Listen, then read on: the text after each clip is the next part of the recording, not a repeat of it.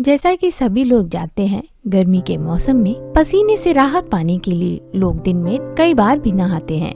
लेकिन आयुर्वेद में नहाने के कुछ नियम बताए गए हैं। खासकर कुछ काम करने के तुरंत बाद तो कभी नहीं नहाना चाहिए, क्योंकि इससे सिर दर्द, बुखार या दिल की बीमारी होने की आशंका बढ़ जाती है, जिसका आपकी सेहत पर बुरा असर पड़ता है।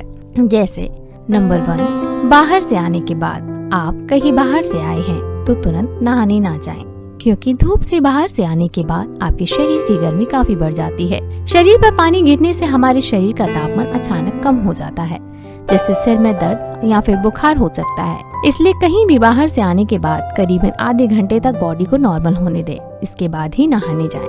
नंबर 2, खाना खाने के ठीक बाद। अक्सर बड़े बुजुर्ग खाना खाने के तुरंत बाद नहाने के लिए मना करते हैं। ऐसा इसलिए क्योंकि खाना खाने के बाद शरीर की ऊर्जा खाने के पचाने में लग जाती है।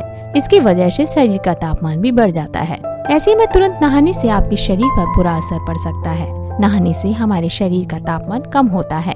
ऐसे में खाना खाने के तुरंत बाद नहाने से बुखार या फिर अन्य परेशानियां शुरू हो सकती हैं। नंबर 3, सोकर उठने के तुरंत बाद नहाने से आप बीपी के मरीज बन सकते हैं। सोते समय शरीर का तापमान अधिक होता है और शरीर में ब्लड फ्लो भी तेजी से होता है। इस तरह सोकर उठने के तुरंत बाद नहाने से शरीर को नुकसान पहुंच सकता है। इसलिए सोकर उठने के बाद सबसे पहले अपने शरीर को नॉर्मल करें। करीबन आधे घंटे बाद नहाने जाएं। नंबर 4, वर्कआउट के तुरंत बाद। कई लोग ऐसे होते हैं जो वर्कआउट के तुरंत बाद नहाने चले जाते हैं, जो कि एक गलत तरीका है। वर्कआउट या फिर किसी भी तरह की फिजिकल एक्टिविटी के बाद शरीर में ब्लड सर्कुलेशन बहुत तेजी से होने लगता है।